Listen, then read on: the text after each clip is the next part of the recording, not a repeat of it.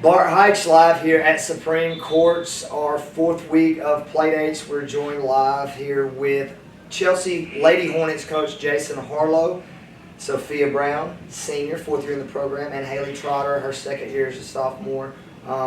Coach, speak a little bit, had a little defensive struggle the last game against Mortimer Jordan, and after losing, you lost 5 starters. How's it going out there coming back and not really a rebuilding, maybe reloading, whichever you want to call it. How are you feeling right now after this game? Well, I feel fine after the game, considering that we guarded. It was a defensive struggle, but that's what we're trying to beat in the kids' head over the course of the summer is, the teams that are really good consistently are the teams that consistently guard. And so, losing 40 of the 45 points a game that we scored last year, kids are just trying to learn roles over the course of the year. And these are a couple of the kids that have some big shoes to fill, but I felt like we've guarded well, and this was our 13th game over the course of the summer. We're 11-2, and so we feel good about it. I feel like we're ahead of where I thought we would be at this point, and it's started on the defensive side. Well, before we get to the girls, I've always enjoyed watching you coach. I like your intensity. I like how you communicate with the girls. But 3 players moving on to play college basketball and losing those seniors. Speak to leadership a little bit and how you, during the summertime and in the off season, try to develop some leaders. And we'll get into it with the girls too. But how difficult is that to do as a coach? Well, we've been fortunate within the program that we've had great leadership with Sydney Schwally, who's going to be at West Alabama this next year, and then Mary Carty, who's going to be at South Carolina Aiken. But as far as just developing leadership, I think that's why you try to play as many games as you can, and that's why we're here in June. But it's got to come from some of your leaders on the court, like Haley Trotter, who's just a sophomore, and we're asking her to step up into a leadership role as she was playing her best basketball last year at the end of the year and ended up being all regional.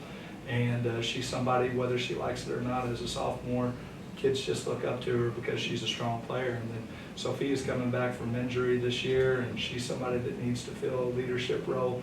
And what we've really talked about from a leadership standpoint is anybody can lead when things are going well. Amen. But when you face a little bit of adversity, what's your body language in that situation? Are you picking kids up, or are you bringing them down?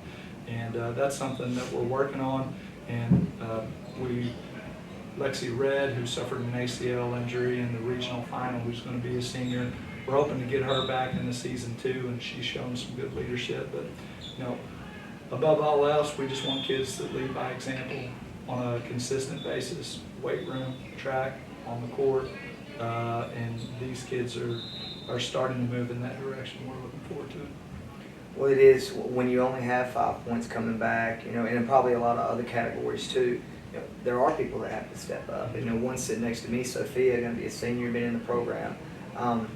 But first, Sophia, talk about this young buck sitting next to you a little bit and her game and what you like about playing with her and just the positives that you see in her as a teammate. She's always looking for a ball, posting up.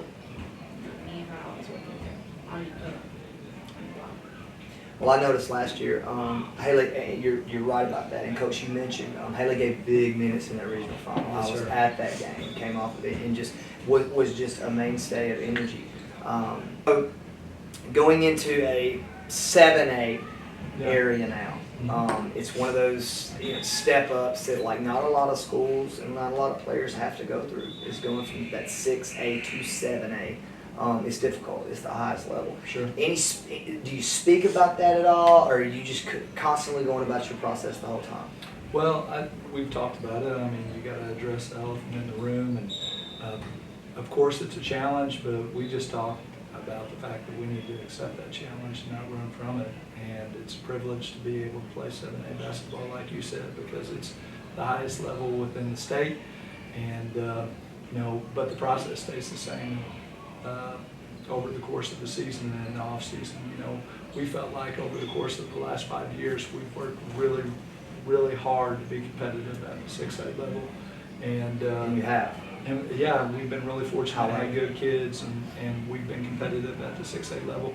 So The process itself doesn't change, big emphasis in the weight room and in conditioning, and just we preach consistency. And we feel like if we continue to do those things, despite the turnover, it still can translate to success in 7A. So we spoke about a little bit about the strengths and what you like about playing with each other.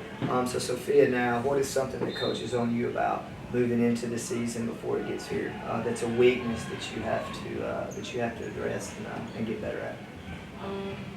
Well, since I was off for 10 months, I have to get back in shape. Yes. Work on still trusting in my knee, my leg. Any get shots back. getting up, working on your shooting a little bit? No, I've been working on my shooting with my trainer. Yeah. Yeah. Getting in the gym, so I still got a little stuff to work on. My ball handling, taking it up the court, because I used to be a 5, so I got to work on, or 4 or 5. Now I got to work on being a point guard in college.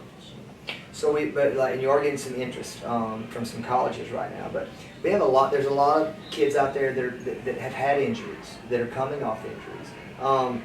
Speak a little bit, if you will, just real quick about getting over that obstacle in you. You work, then you get hurt, and then there's that emotional and you're downtrodden, and the emotions of that, and now that you're back, how difficult is it to trust that knee, or to trust that injury when you play? It's a little difficult because you don't know how strong your leg was from back then, and you don't know what you can do. So trying new things is hard, or trying new things you did before is hard because you don't know what's gonna happen. So. Which I always like to talk about it because I never had any knees. Mine was always fingers, toes, anything, whatever. But the knees are something that's a little bit different, and it is kind of shaky in your mind when you're trying to get back to it. So Haley, what do you need to get better at, in this off season to help your team going into the season? What I mainly need to get better on is just getting to the basket, kind of just driving, shooting, getting better at ball handling, but mainly driving to the basket. Playing off 2 feet, I heard Coach one time say, getting in the lane. I don't think you said 2 feet, but it was to that point. Coach, is that something that you're trying, as this game of basketball has changed and now it's not as congested in the middle as it is? I mean, is that a focus for you and for your team and your girls to all be able to play off 2 feet? Absolutely. I think we use the word going up strong, and what that translates to. Contact's going to go off 2 feet, and something that we put a big emphasis on within practice. I tell the girls that I don't think there's probably a team in the state of Alabama that works at playing through contact more than what we do. We put a huge emphasis on it, and it all starts with fundamentally going off 2 feet, being strong. So finishing up, Coach, what's the expectation for this team going into this 7A gauntlet? Yeah, I think the expectation is to continue to get better, and we talk about it. The area is tough. The Birmingham Metro is dynamite, especially within 7A. And so we're not where we're certainly wanting to be toward the end of the year, where we need to be to advance and get into regional play. So we just got to be consistent through the off season and through October, and continue to get better and be playing our best basketball in late January. And I feel like that's what we've done the last few years, as we've continued to progress through the season and played our best games late. But we're really looking forward to the challenge, and we got some good kids that hopefully can rise to that occasion. We started seeing the Chelsea Hornets name pop up in brackets a lot the last couple of years, and look forward to seeing the jump to 7A. Girls, good luck on the season, the rest of the summer. And Coach, thank you for joining us, and we'll see you guys soon.